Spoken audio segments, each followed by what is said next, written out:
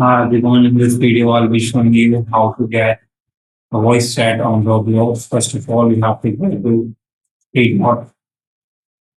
Now you have to go to in settings. Now you have to go to in this privacy option.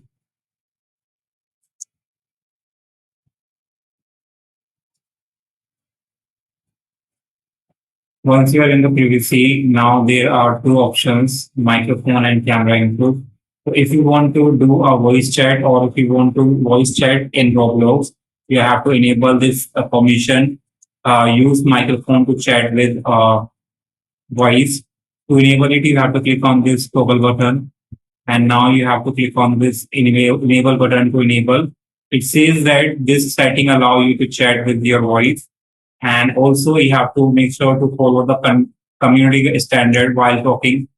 So you have to click on enable to enable it.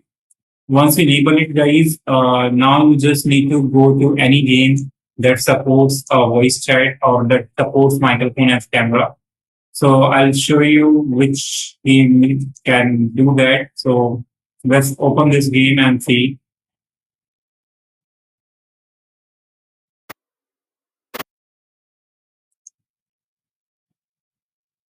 So to do a voice chatting, you have to click on this.